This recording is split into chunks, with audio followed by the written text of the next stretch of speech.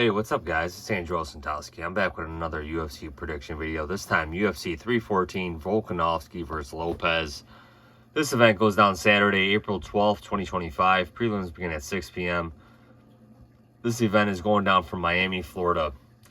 Let's get into it, guys. Right now, it's currently a 15-fight event. And that seems like a lot. I could potentially see him moving a couple fights to a different card, or they could keep it 15 fights. So let's get into it, guys. Nora Cornolle against Haley Cowan. Again, Haley Cowan hasn't fought often. 1 fight losing streak. I think she missed weight for that fight. 68.5-inch reach, or 69-inch reach. 33 years old, bantamweight. Last fought in April of 2023. So, and she missed weight. So it's been 2 years. She lost to Jamie Lynn Horth. And she's going up against Nora Cornolle, who's coming off a loss. She lost to Jacqueline Cavalcante by split decision. I think it was pretty dominant on Jacqueline's end, if I can remember. Could be wrong. But, yeah, so I just think Nora Cornolle is the better fighter here. She's fought more often. So we'll see. But I'm going to pick Cornolle. Tresean Gore against Marco Tulio. Tresean Gore, he's on a 2-fight winning streak. Beat Antonio Tricoli, who's no longer with the UFC, and beat Josh Fremd, who's no longer with the UFC.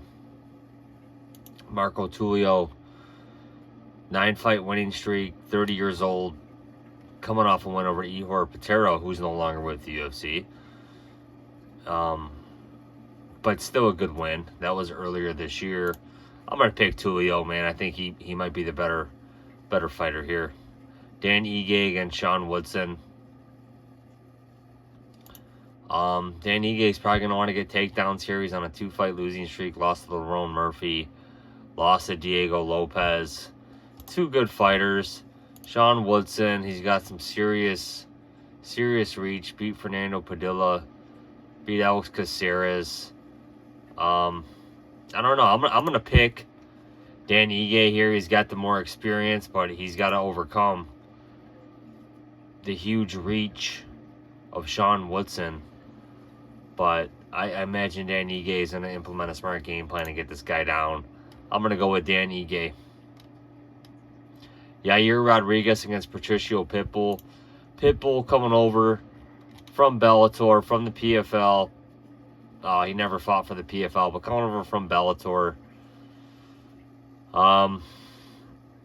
Yeah, I mean, he's had some good fights with AJ McKee Jr. He's got 1 win over him. I mean, this guy's fought a who's who, man. Michael Chandler. This should be an exciting fight. I'm gonna side with Yair here, man, just because he's got the UFC experience. I'm sure Patricio is gonna feel the UFC jitters. Yair hasn't fought in over a year. Lost to Brian Ortega. That was in Mexico. Lost to Volkanovski prior to that. So it's been 2 years since this guy's gotten a win. And again, it's just like a lot of the things in Yair's career. He doesn't fight often. You know, he's already 32 years old. You know, I remember when this guy was 22. So I'm going to side with Yair here. This should be an exciting fight. That's why it probably is on the prelims. So I'm going to side with Yair. Cedric Dumas against Michael Oleksiejczuk. Dumas, 1-fight winning streak, 29 years old, coming off a win over Dennis Tyulin, who's no longer with the promotion. Michael Oleksiejczuk, seems like he hasn't picked up on a win in a long time. 3-fight losing streak, so he's probably fighting for his career here, his UFC career. He's 30 years old.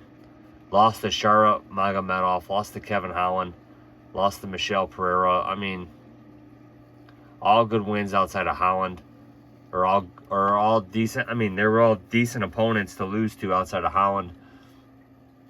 I'm going to side with Oleksiejczuk here. I think he's the better fighter. Again, if this gets extended, it might favor Dumas. But again, Michael Oleksiejczuk comes to fight every time. I think that's why the UFC likes this guy. You know, he's not a decision fighter, man. He fights to get the finish. So I'm going to side with Michael Oleksiejczuk here. Darren Elkins against Julian Erosa. Again, Elkins, he's on a 2-fight winning streak, 40 years old, man. This guy just keeps chugging along, keeps picking up wins. Picked up a win over Daniel Pineda and TJ Brown. In his last 2 fights, Julian Erosa is on a 2-fight winning streak himself. 35 years old, coming off one over Christian Rodriguez and Ricardo Ramos.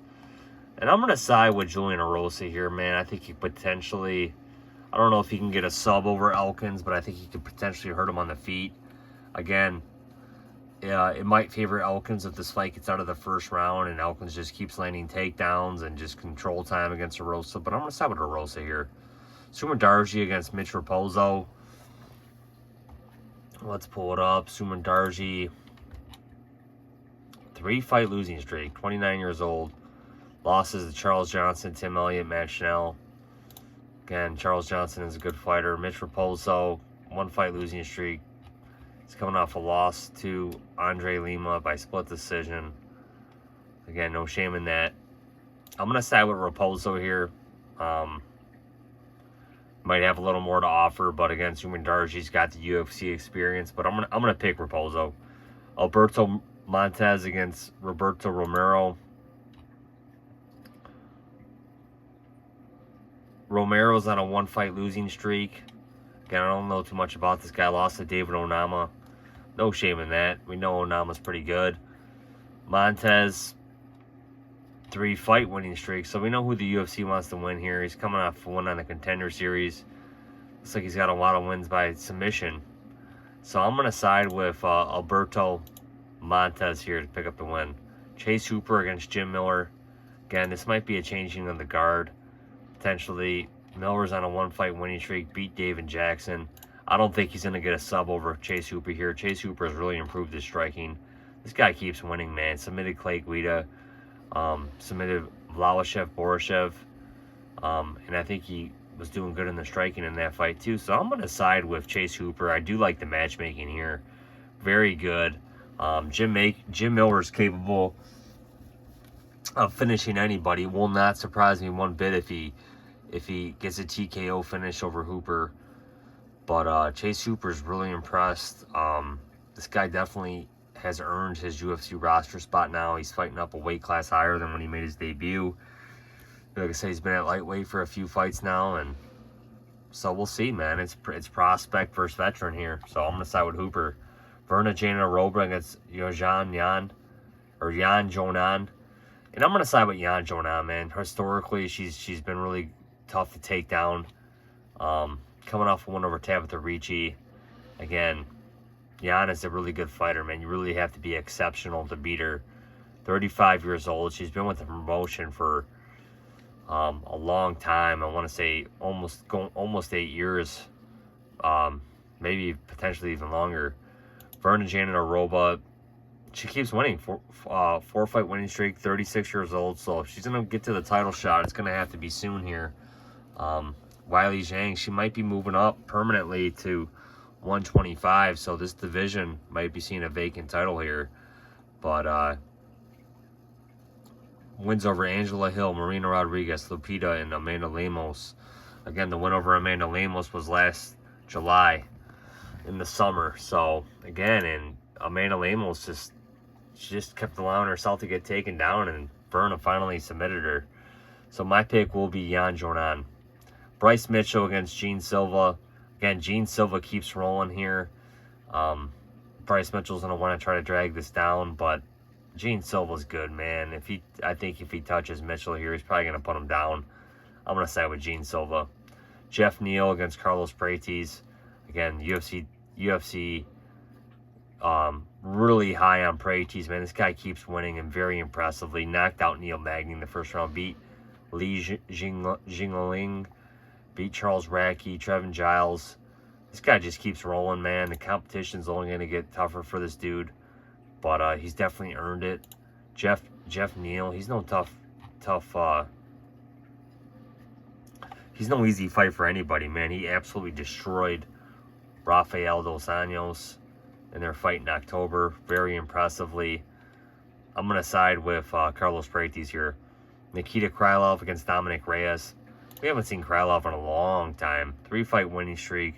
Last fought March of 2023, so it's been over 2 years. Dominic Reyes. This guy's on a 2 or 3 fight winning streak. Two fight winning streak. Wins over Dustin Jacoby and Anthony Smith. I think he probably gets Krylov out of there. But again, Krylov's very good with submissions. So if Reyes gasses himself and can't get Krylov out of there, it's possible Krylov locks up a submission of his own on Reyes. Or potentially catches him on the feet too. Krylov's got some underrated striking.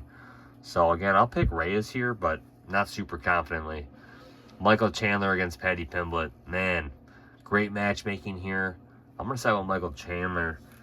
Again, what Paddy's done has been impressive. He has not lost in the UFC yet. Chandler, again, I don't think he'll sniff a title shot for a long time, if at all. He's disappointed. He's disappointed, man. On a 2-fight losing streak, lost to Charles Oliveira, lost to Dustin Poirier. He's fought all the tough dudes, though. No shame in losing to Charles twice. We know how good Charles is. Dustin Poirier, we know how good Dustin is. His last one was over Tony Ferguson 3 years ago. And I just think he's got the 5-round experience. He's been there. He's not going to be afraid of Paddy's power, I don't think. And Paddy better be afraid of his. I don't see Paddy submitting Mike. So I'm going to side with Mike Chandler here. Alexander Volkanovski and Diego Lopes. You know, it's the featherweight championship fight that I don't think nobody asked for. And again, we know why it's happening. Ilya vacated the belt. He said he can't make the weight anymore. So he's vacating the belt, and you know, they need to give Ilya the shot at Makhachev. I think that would be the right thing to do. I thought Ilya was going to reign supreme for a long time at featherweight, but again, he vacates the belt. And Volkanovski, he has not fought since he lost to Ilya, which was last February. So again, he's had a lot of time to recover here. Long-time featherweight champion himself. 36 years old now. Going up against Diego Lopes, who's on a 5-fight winning streak, 30 years old. Last loss was probably to Mopsar, and it was in May of 2023. And this guy's just rattled off all these wins. Gavin Tucker, Sabatini, Sodiq Yusuff, Danny Gay, Brian Ortega. All impressive wins. But the thing that Lopes, you know, worries me is that his cardio seems to wane. You know, he always seems to lose that 3rd round or something. So, again, this is the 5-round here. This is the 5-round fight against, you know, the featherweight GOAT in a lot of people's mind in Volkanovski. So, you know, I don't think Volkanovski is the same anymore. But, again, I mean, he might have a full head of confidence now that Ilya should no longer be with the division here. So I can see how some people might think the -150 is a steal on Volkanovski. I mean, the guy should have the cardio edge. If he can survive Lopez's shot, he might be able to win this fight. But I'm going to side with Lopes here. Again, he's the dog. We're getting him at dog odds. He's the younger fighter. He's got serious power. And I'm sure he's going to be training for 5 rounds here, man. He's had a lot of time to prepare for this fight. You know, and I don't really think it's the greatest main event, but the card is stacked around it. So that's where people are going to get their value at if they're buying the pay-per-view and stuff, is that, yeah, the main event isn't the strongest selling point, but the whole card itself is pretty stacked. You know, and the main card itself is going to be stacked. So, again, I'm going to pick Lopes here. Can't fault anybody for taking Volkanovski, but I'm going to take the dog odds on Lopes. Let's go into my picks. Lopes, Chandler, Reyes, Prates, Silva, Yan, Hooper, Montes, Raposo, Erosa, Oleksiejczuk, Rodriguez, Ige, Tulio, and Cornolle.